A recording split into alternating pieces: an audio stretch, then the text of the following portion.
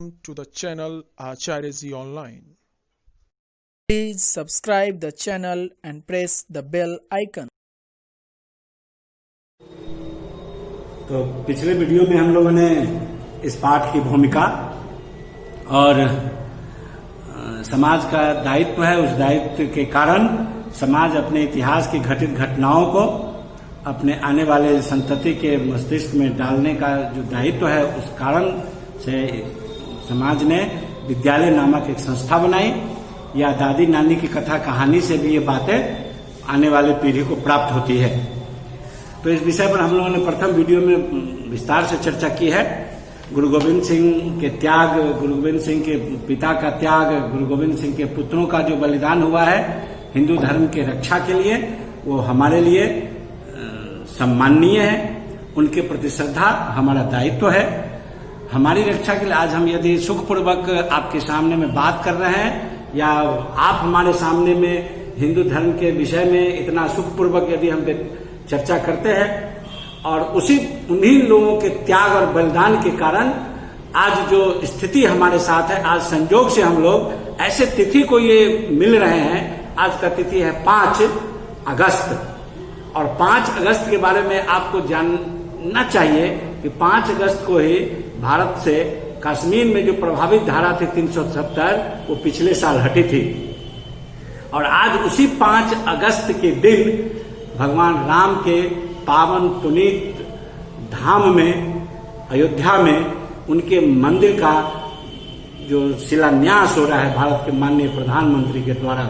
ये सभी दृश्य जो हम देख रहे हैं, ये सभी उपलब्धि जो हमारे बीच आई है, ये कहीं न कहीं गुरु गोविंद सिंह जैसे महापुरुषों के त्याग का परिणाम है कि आज हम भारतवर्ष के इस खुली हवा में सांस लेने के लिए स्वतंत्र हैं। ये सभी देन उन्हीं लोगों की कृति से है, उन्हीं लोगों के त्याग से, उन्हीं लोगों के बलिदान के कारण आया।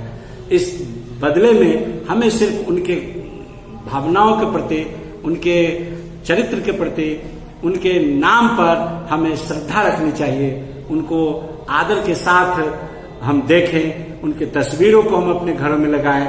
हम भी आने वाले लोगों के साथ इस विषय पर चर्चा करें। तिथि साल सब हमने लिख दिया है, घटनाएं भी बता दी है, सारा ऐतिहासिक स्रोत है। आप भी चर्चा कर सकते हैं, आपके मन में भी ये धारणा बने। तो उस वीडियो में ही मैंने कहा था कि आपको मैं इसका द्वितीय जो पैराग्राफ है अंतिम, इसके बारे में मैं आपको बताने वाला हूं। इसमें विचित्र नाटक नामक एक पुस्तक भी उन्होंने लिखा, जिसमें इति पुस्तके 100 वीर गाथा सुचितवान, अपने वीर गाथा के बारे में उन्होंने बताया था। गुरु गोविंद सिंह वीर भक्ता से, गुरु गोविंद सिंह भक्त भी थे और वीर भी थे। उन्हीं के आग्रह पर, उन्हीं के प्रेरणा से उनके पिताजी ने भी बलिदान देना स्वीकार किया था। सा हिंदू शक्ति संगठितवान, उन्होंने हिंदुओं की शक्ति को संगठित किया था। सर्वे समाना एक में भगवतः ज्योति सर्वेश ज्वलति, उन्होंने सबके मन में ये बिठा दिया था, सभी मनुष्य के हृदय में एकमात्र भगवान की जो ज्योति है, भगवान का जो स्वरूप है, वह सभी के हृदय में प्रज्वलित है। इति तस् अचल विश्वास से, यह उनका अचल विश्वास था। सज्जना नाम संरक्षणाय, सज्जनों के संरक्षण के लिए, दुष्टा नाम विनाशाय खड्गम गृहीत्वा युद्धम कुरु, खड्ग धारण करना के साथ एक दायित्व भी उन्होंने बताया कि खड्ग धारण करने का मतलब सज्जनों का संरक्षण करना है। जो सज्जन है, जो राष्ट्र के लिए काम करते हैं, ऐसे लोगों का संरक्षण करना है। और दुष्ट जो है, जो राष्ट्र के लिए विघातक शक्तियां हैं, उसको समन करना है, उसका विनाश करना है। इसलिए उन्होंने अस्त्र शस्त्र धारण करने का आदेश दिया था। आज ऐसी परिस्थिति नहीं है। आज हम भारतवर्ष में स्वतंत्र है, हमारी रक्षा के लिए सरकार की व्यवस्था है। आज इसके बावजूद यदि हमें अस्त्र शस्त्र की आवश्यकता होती है, तो उसको लेने के लिए भारत के संविधान के द्वारा एक प्रदत्त विधि है। उस विधि का पालन करते हुए हम अस्त्र शस्त्र रख सकते हैं, और उसके जो नियम है, उसके जो प्रावधान है, उसको मानना हमारा दायित्व हो जाता है। तो खड्ग से जय वस्तु, जो क्या कहते हैं उसको, खड्ग मतलब तलवार, तलवार का मतलब होता है अस्त्र शस्त्र। अस्त्र शस्त्र की जय हो इति निनादम कुर्बन, उन्होंने इतना विजय घोष किया और ऐसा करते हुए उन्होंने अनेकों युद्ध लड़े।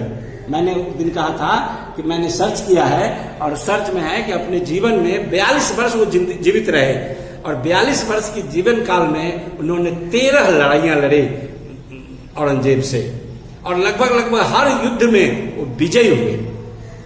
और इस विजय के कारण और सारे समाज को संगठित करने के कारण उनसे मुसलमानी जो शासक था या मुसलमानी शासक के जो लोग थे भयाक्रांत होते थे।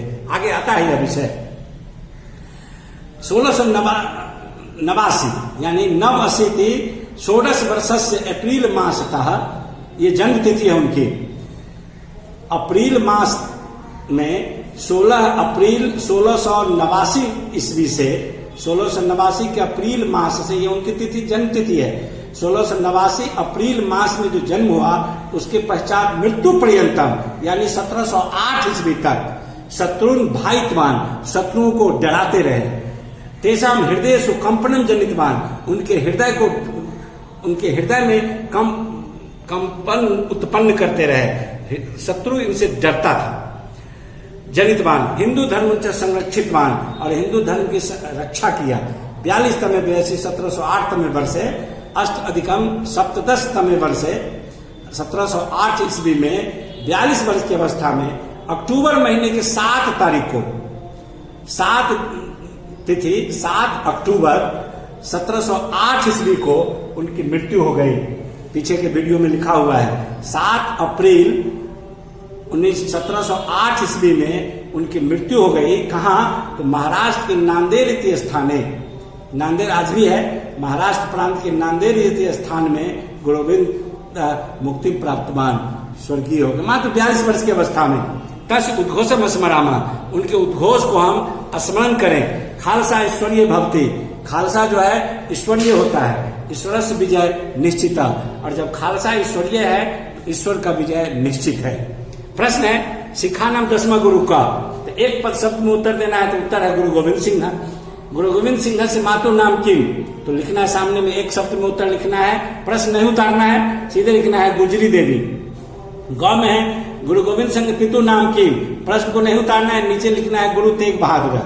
ईश्वरीय दीक्षा का, इसके लिए भी बताए थे, ईश्वरीय दीक्षा, ईश्वरीय शक्ति, ईश्वरीय दीक्षा मतलब खालसा दीक्षा, ईश्वरीय दीक्षा मतलब खालसा दीक्षा। सिखा नाम प्रथमा गुरु का से, तो प्रथम गुरु गुरु नानक देगा। इसके बाद एक वाक्य में उत्तर देना है जो मैं यहां लिखा हूं, सिखानाम पंच वाह्य चिन्हानी संति खड्गा केशः कंकतिका, कंघी कंगन हाथ में पहनने वाला बाला, और कच्छ लंगोट कटी वस्त्र। दूसरा प्रश्न है गुरु गोविंद सिंह जन्म कदा हुआ, तो कार्तिक शुक्ल सप्तम्याम षष्ठी अधिकम 16 तमे वर्षे, यानी कार्तिक शुक्ल सप्तम्याम 1666 तमे वर्षे। मुगला कीदृशा आसन, प्रश्न है मुगला कीदृशा आसन, तो उत्तर है यहाँ मुगला क्रूरा आसन। इसके बाद है सिखा नाम 9वां गुरु का, सिखों के 9वें गुरु कौन थे, यहाँ प्रश्न है, तो लिखा है सिखा नाम 9वां गुरु गुरु तेग बहादुर हासित, सिखों के 9वें गुरु गुरु तेग बहादुर हैं। अब यहाँ देखिए एक मेव खाली स्थान है, एक मेव भगवतः ज्योति, एक मेव भगवतः ज्योति सर्वेषु ज्वलति। गुरु गोविंद सिंह आत्मविश्वासेन कार्यम कृतवान, गुरु गोविंद सिंह आत्मविश्वासेन कार्यम कृतवान। खालसा शक्ति ईश्वरीय भवति, खालसा ईश्वरीय भवति। खड्गम गृहीत्वा युद्धम कुरु, खड्गम गृहीत्वा युद्धम कुरु। इसमें संबोधन का शब्द है, शब्द रूप को देके संबोधन वाला लिखिएगा, इसमें जो मिलाना है सबके सामने सामने लिख देना है।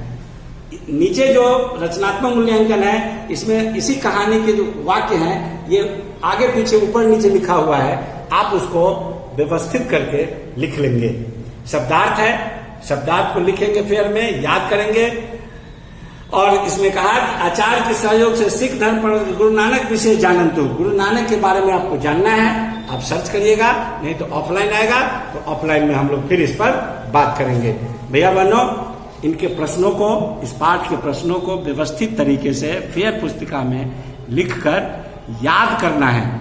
परीक्षा होने वाली है, इस दृष्टिकोण से अपना फेयर वर्क तैयार होना चाहिए, इंडेक्स भी भरा होना चाहिए। जिस तिथि को आप लिखते हैं वह तिथि भी इंडेक्स में अंकित रहना चाहिए। ये सभी विषय काम करके आप अपना फेयर सजील्द उस पर स्टिकर साट के व्यवस्थित रखिएगा। धन्यवाद।